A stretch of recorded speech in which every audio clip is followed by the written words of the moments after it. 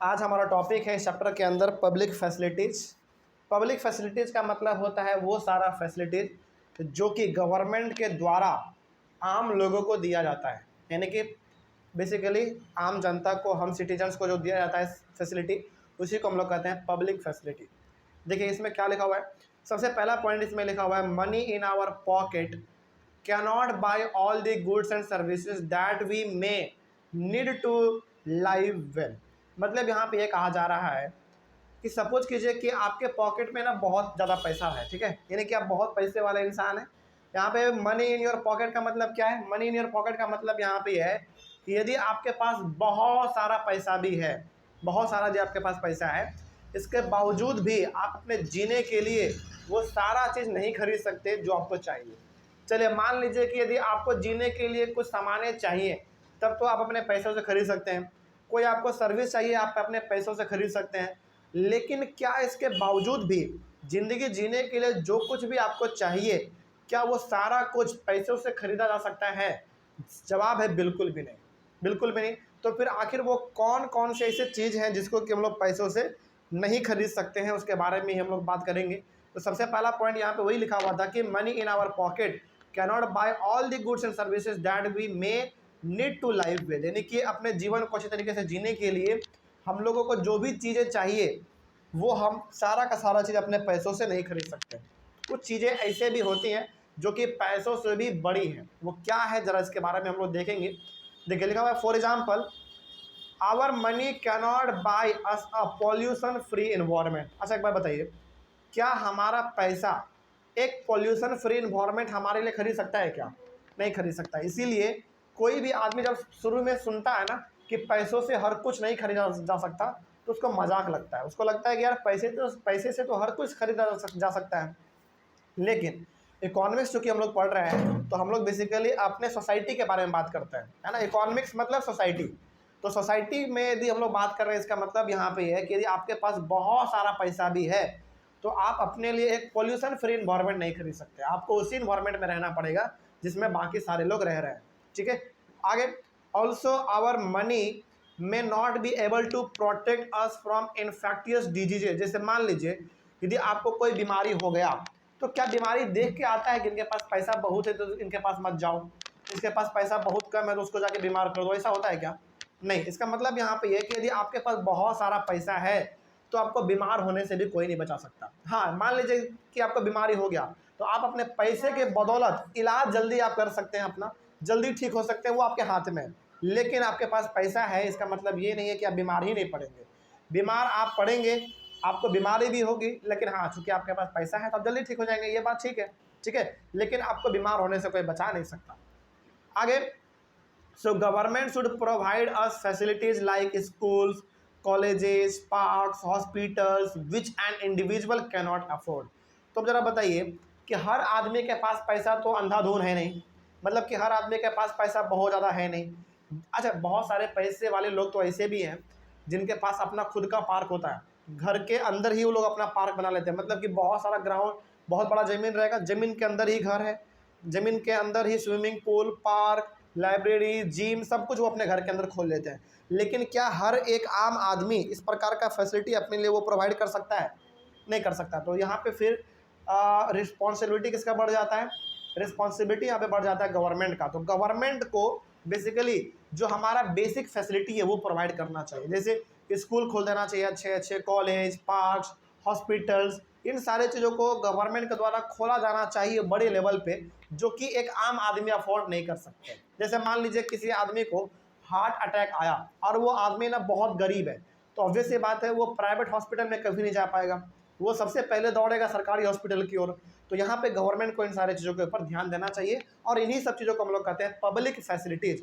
जो facility government के द्वारा प्रोवाइड किया जाए, किसको प्रोवाइड किया जाए? आम लोगों को, यानी कि हम लोगों को, ठीक है।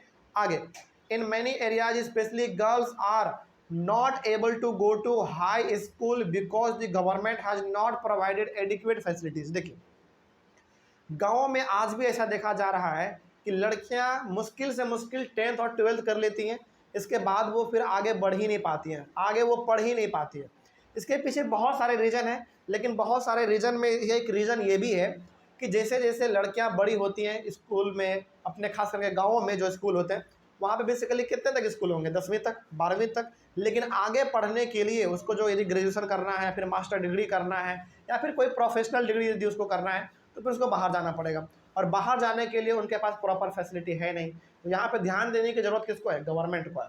हाँ, गवर्नमेंट को ये करना चाहिए कि चलो भाई लड़कियाँ ग्रेजुएशन पढ़ना चाह रही है तो उसके लिए बस का फैसिलिटी उपलब्ध करा दिया जाए, या फिर यदि है ऐसा तो उसके लिए चलो मान लो कि यदि वो वहाँ नहीं भी जा रही है तो कम से कम उसके लिए ऑनलाइन एजुकेशन का फैसिलिटी प्रोवाइड कर देना चाहिए।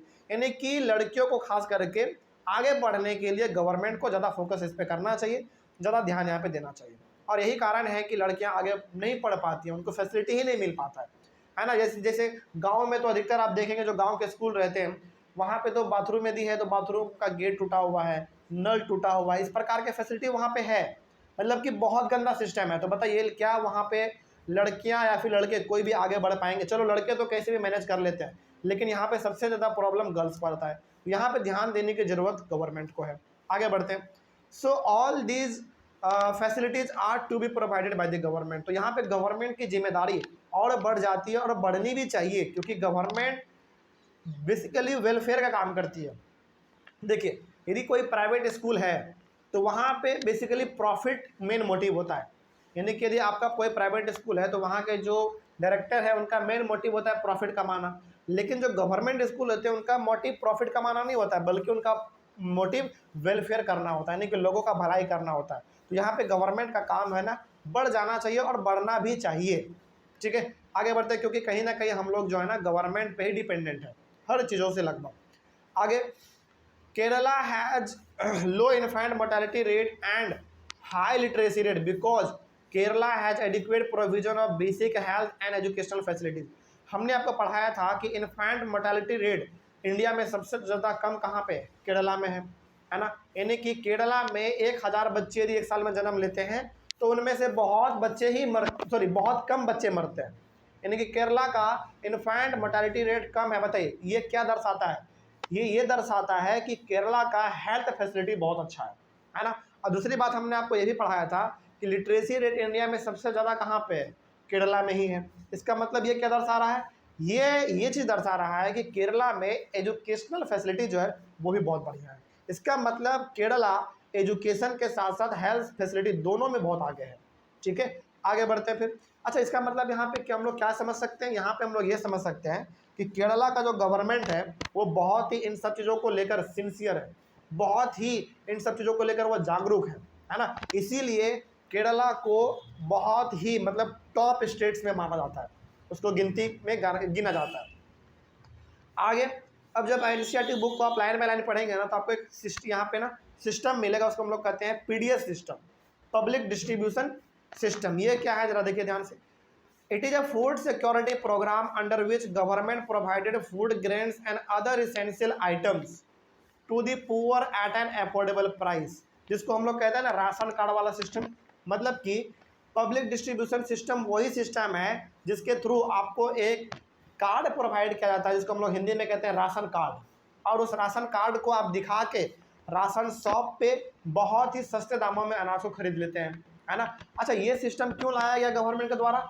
इसलिए लाया गया क्योंकि जो गरीब आदमी है उनको बेसिक फूड आइटम प्रोवाइड कर दिया जाए। मतलब कि यदि कोई गरीब आदमी है, यदि वो किराना दुकान से सामान खरीद के नहीं खा पा रहा है, बहुत महंगा पड़ रहा है, तो गवर्नमेंट उसको बेसिकली एक कार्ड बना के देती है जिसको हम लोग कहते हैं राशन कार्ड हिंदी में, है ना।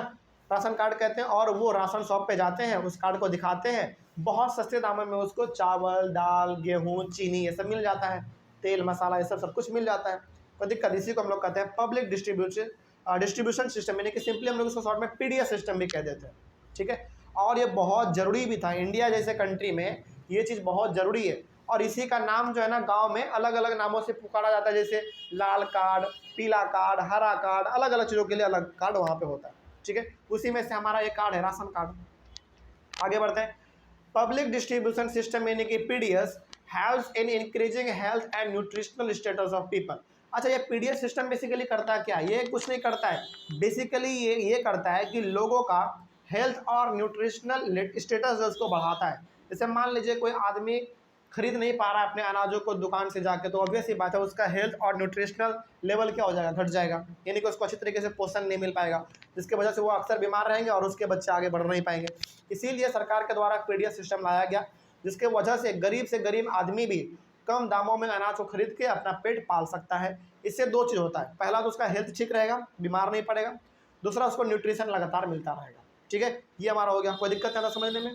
चलो, उसके बाद एक और इम्पॉर्टेंट टर्म है जो कि बहुत बार एनसीईआरटी में ना ये चीज़ मेंशन किया गया है और ये बहुत बार सीबीएसई के एग्जाम में भी पूछा गया है। इसको हम लोग कहते हैं बॉडी मास इंडेक्स, शॉर्ट में इसको हम लोग बीएमआई कहते हैं। ये कहाँ पे दिया हुआ होगा ये हम आपको बताते हैं। ये आपके एनसीईआरटी बुक में एक रेड बॉक्स दिया हुआ है, रेड बॉक्स दिया हुआ है, उसी में बॉडी मास इंडेक्स दिया हुआ है। इसके बारे में ना डिटेल स्टडी करते हैं हम लोग। देखें यहाँ पे क्या लिखा हुआ है, लिखा हुआ है there is one way to find out if we are properly nourished और not is to calculate the body mass index. देखिए, यदि आपको पता करना हो कि हमको भोजन अच्छी तरीके से मिल रहा है कि नहीं मिल रहा है, यानी कि हमारे बॉडी को न्यूट्रिशन अच्छी तरीके से मिल रहा है कि नहीं मिल रहा है, इसको पता करने के लिए हमारे पास एक इंडेक्स है, यानी कि एक सिस्टम है पता करने का। उस सिस्टम को हम लोग कहते हैं बॉडी मास इंडेक्स, यानी कि बीएमआई। ठीक है, अब इस तरीके यानी कि इसका इस्तेमाल हम लोग कैसे करते हैं इसको देखिए। लिखा हुआ है बॉडी मास इंडेक्स में, body mass index is equal to weight in kg divided by height square in metre. इसको आप ऐसे समझिए, बीएमआई को कैलकुलेट करने का क्या फॉर्मूला है, इसका फॉर्मूला है वेट। वेट किस में होना चाहिए, केजी में होना चाहिए। ठीक है, और वेट को आप डिवाइड करो किससे, अपने हाइट से, और हाइट आपका किस में होना चाहिए, मीटर में होना चाहिए, उसका स्क्वायर करके। मतलब यहाँ पे आप इसको ऐसे समझिए, बीएमआई का फॉर्मूला हो गया वेट, वेट किस में होना चाहिए, केजी में होना चाहिए, उसको डिवाइड करो किससे, अपने हाइट के स्क्वायर से। यानी कि जैसे मान लीजिए मेरा हाइट 3 मीटर है, सपोज कीजिए कि मेरा हाइट 3 मीटर है, 3 मीटर का स्क्वायर कर दो, कितना हो जाएगा, 9 हो जाएगा, है ना। तो वही बात यहाँ पे लिखा हुआ है कि यदि आपको बॉडी मास इंडेक्स अपना पता करना हो तो अपने वेट को कैलकुलेट कर लो किसमें, केजी में, और उसको डिवाइड कर दो अपने हाइट के स्क्वायर से, और लेकिन आपका हाइट किस में होना चाहिए, मीटर में होना चाहिए। ठीक है, यदि आप ये कैलकुलेट करते हैं तो आपके सामने अलग अलग प्रकार के रिजल्ट आएंगे। अब वो रिजल्ट किस किस प्रकार के आएंगे देखिए ध्यान से। लिखा हुआ if the body mass index यानी कि BMI, if the BMI is between 18 to 25 then it is called normal. यदि आपका आंसर यानी कि यदि आपका बॉडी मास इंडेक्स 18 से 25 के बीच में आता है तो फिर ये नॉर्मल माना जाएगा कि आप एक हेल्दी पर्सन है। ठीक है, आपको अच्छी तरीके से भोजन मिल रहा है, आपको किसी भी प्रकार का आपके बॉडी में कोई कमी नहीं है। लेकिन if the body mass index, if the BMI is less than 18 then it is called undernourished और अंडर वेट। लेकिन यदि आपका बॉडी मास इंडेक्स 18 से कम आता है, कैलकुलेट करने के बाद यदि वो 18 से कम आता है तो माना जाएगा कि आप जो है ना अंडर नरिश्ड है, यानी कि अंडर वेट है। मतलब कि आपके उम्र के हिसाब से जितना आपके बॉडी का वेट होना चाहिए, जो आपको पोषण मिलना चाहिए, जो आपको न्यूट्रिशन मिलना चाहिए, वो आपको मिल नहीं पा रहा है। वो कब माना जाएगा, जब आपका बॉडी मास इंडेक्स 18 से कम आता है। ठीक है, लेकिन if the body mass index is more than 25 then it is called overnourished और ओवर वेट। लेकिन यदि आपका बॉडी मास इंडेक्स 25 से ऊपर हो जाता है तो फिर माना जाएगा कि आप ओवर वेट है, मतलब कि आपके शरीर में फैट बहुत बढ़ गया है। तो बॉडी मास इंडेक्स नॉर्मल कब माना जाएगा, नॉर्मल माना जाएगा 18 से 25, यानी कि 18 से 25 के बीच में यदि आपका बॉडी मास इंडेक्स आता है तो माना जाएगा कि आपका बॉडी बिल्कुल हेल्दी है। लेकिन यदि 18 से कम होता है तो माना जाएगा कि आपके बॉडी में भोजन की कमी है, यानी कि आपके बॉडी में जो है ना न्यूट्रिशन की कमी है, आप अंडर वेट है। और यदि 25 से ऊपर हो गया तो माना जाएगा कि आप जो है ना ओवर नरिश्ड है, यानी कि आपके बॉडी में जरूरत से ज़्यादा न्यूट्रिशन बढ़ा हुआ है। न्यूट्रिशन नहीं, बेसिकली हम लोग उसको फैट कहते हैं, जिसको हम लोग हिंदी में बेसिकली चर्बी कह देते हैं, है ना, तो वो ज़्यादा है। तो बॉडी मास इंडेक्स नॉर्मल तभी माना जाएगा जब आपके बॉडी मास इंडेक्स 18 से 25 के बीच में लाई करते हैं। ठीक है, तो ये एक तरीका था जिसके थ्रू हम लोग अपने बॉडी के न्यूट्रिशनल लेवल को नाप सकते हैं कि हम लोग आखिर भाई अंडर वेट में आते हैं या ओवर वेट में आते हैं। ठीक है, ये टॉपिक हमारा यहीं पे शायद खत्म होना चाहिए अब। अच्छा, हाँ, एक टॉपिक और बच रहा है हमारा इसमें, एक टॉपिक इसमें और हमारा बच रहा हुआ है ह्यूमन डेवलपमेंट इंडेक्स, जिसको हम लोग शॉर्ट में HDI भी कहते हैं।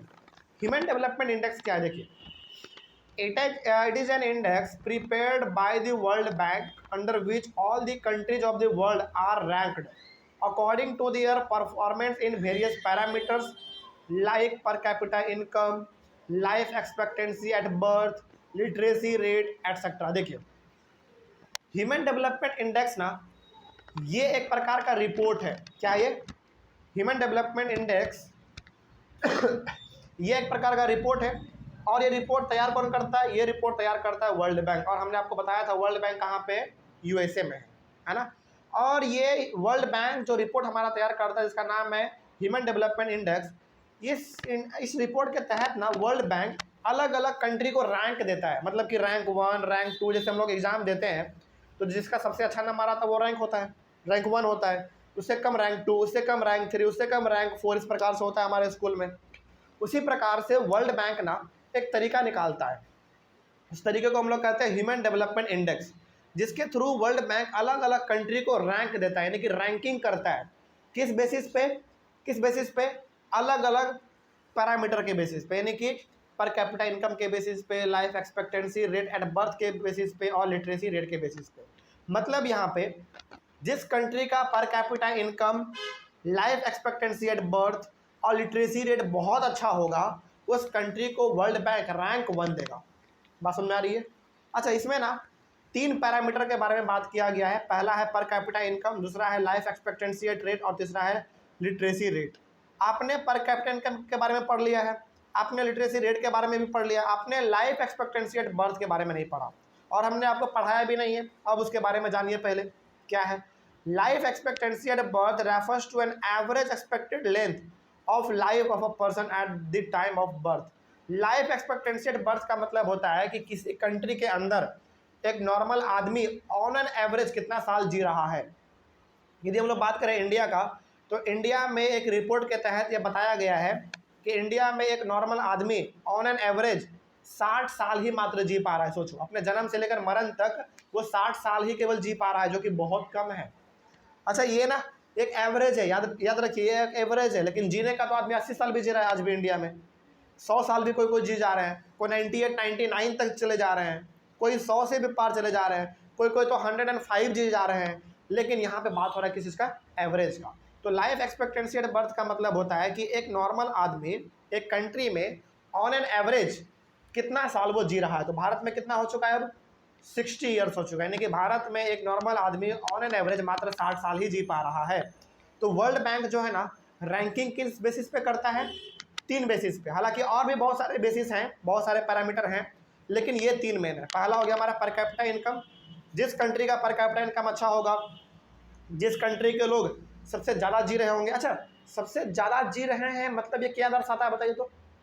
सबसे ज़्यादा जी रहे हैं इसका मतलब क्या दर्शाता है? इसका मतलब ये दर्शाता है उस कंट्री का हेल्थ फैसिलिटी बहुत अच्छा है।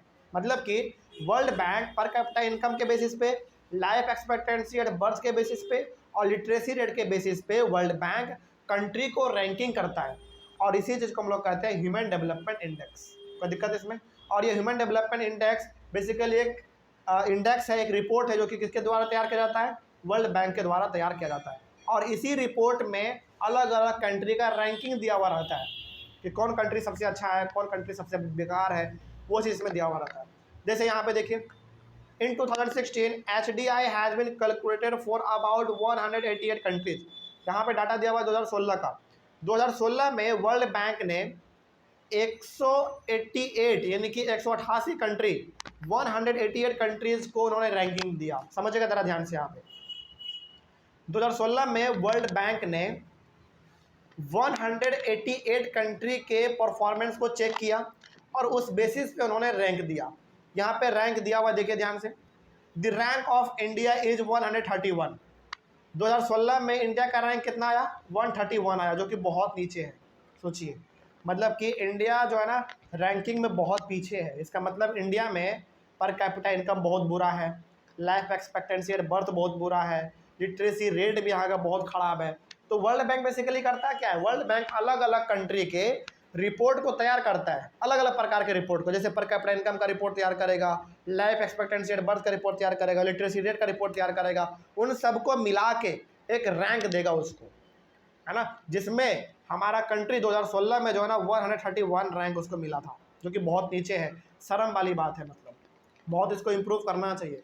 और श्रीलंका को रैंक मिला था 73, जो कि बहुत अच्छी बात है। सोचो, मात्र 73। पाकिस्तान का तो हमसे भी हालत ख़राब है। पाकिस्तान का कितना होगा आपके बुक में? 150। हाँ, आपके बुक में रिपोर्ट थोड़ा सा नया होगा। मेरे यानी कि चूंकि ये 2016 का डाटा है, तो उस समय पे पाकिस्तान को 147 रैंक मिला हुआ था और नेपाल को 145 मिला हुआ था। इसका मतलब यहाँ पे सबसे बुरा कंडीशन जो है वो पाकिस्तान का है और सबसे बुरा कंडीशन किसका था? श्रीलंका का था। ये डाटा है आपका 2016 का, आपके बुक में थोड़ा सा सॉरी, सबसे बुरा कंडीशन पाकिस्तान का था 147 और सबसे अच्छा श्रीलंका का 73, है ना। ये डाटा है 2016 का, आपके बुक में दे दी डाटा थोड़ा सा 18 का है। हाँ, तो उसको आप वहाँ पे अपडेट कर लीजिएगा। नहीं तो यदि आप ये भी डाटा लिख देते हैं ना, लेकिन डाटा यही आप लिख सकते हैं, बस डेट मेंशन कर दीजिएगा कि हाँ ये डाटा जो है ना 2016 का है, तो आपको नंबर मिल सकता है। ठीक है, मिल सकता नहीं है बल्कि नंबर मिलता है। तो डाटा किसी भी साल का हो चलेगा, बस आपको वहाँ पे मेंशन कर देना होता है कि हाँ भाई ये डाटा 2016 का है, 17 का है, 18 का है, ये बस मेंशन कर देना होता है। तो इंडिया को बेसिकली 131 रैंक मिला था, जो कि बहुत नीचे है। थोड़ा हम लोगों को इस पर काम करना चाहिए, इंडियन गवर्नमेंट को बेसिकली इसके ऊपर सोचना चाहिए। ठीक है, चलिए अगले वाले क्लास में हम लोग डिस्कस करेंगे चैप्टर के सबसे लास्ट टॉपिक को। टॉपिक का नाम होगा sustainability of development. Thank you very much, मिलते हैं अगले वाले क्लास में।